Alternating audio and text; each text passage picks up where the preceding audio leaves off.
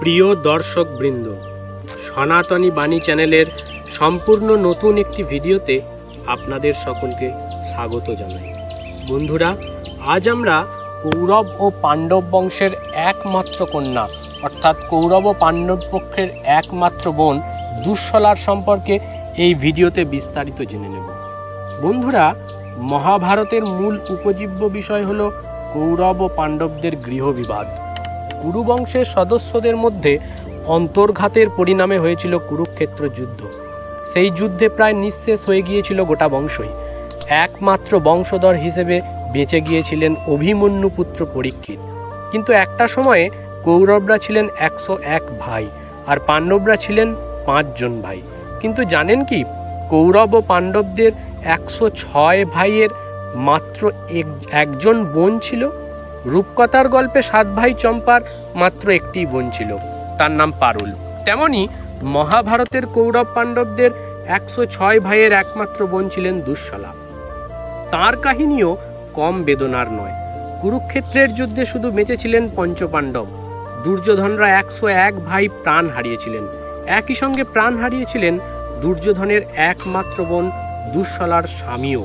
দুঃশলার বিবাহ হয়েছিল সিন্ধুরাজ জয়দ্রথের সঙ্গে। কুরুক্ষেত্রের যুদ্ধে জয়দ্রথ ছিলেন কৌরব পক্ষে। তার নজর ছিল দ্রৌপদীর দিকে।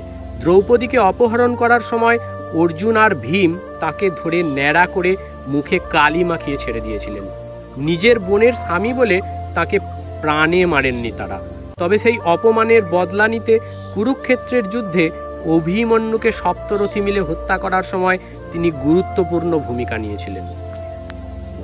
পুত্র অভিমন্যুকে হারিয়ে অর্জুন তারপর জয়দ্রথকে সূর্য অস্ত যাওয়ার আগেই হত্যা করার প্রতিজ্ঞা করেছিলেন এবং না পারলে তিনি জ্বলন্ত চিতায় নিজেকে উৎসর্গ করবেন বলেও জানিয়েছিলেন। তারপর ভগবান শ্রীকৃষ্ণের সহায়তায় জয়দ্রথকে সূর্য অস্ত যাওয়ার আগেই হত্যা করে তিনি তার প্রতিজ্ঞা পূরণ করেছিলেন।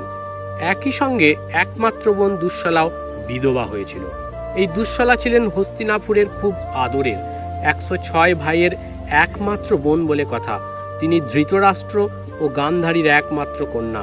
কৌরবদের বোন পাণ্ডবরা তার খুড়তুতো ভাই অর্থাৎ কাকার ছেলে ছিলেন। দুঃশলা জন্মগ্রহণ করেছিলেন 100 কৌরব ভাই ও 35 সৎ ভাই যুযুৎসুর পরে। পাণ্ডব 5 ভাইয়ের পরেও তার জন্ম, অর্থাৎ বাড়ির সব থেকে ছোট ছিলেন দুঃশলা। দুঃশলার বিয়ে হয়েছিল সিন্ধুরাজ জয়দ্রথের সঙ্গে। তার ছেলের নাম ছিল সুরথ।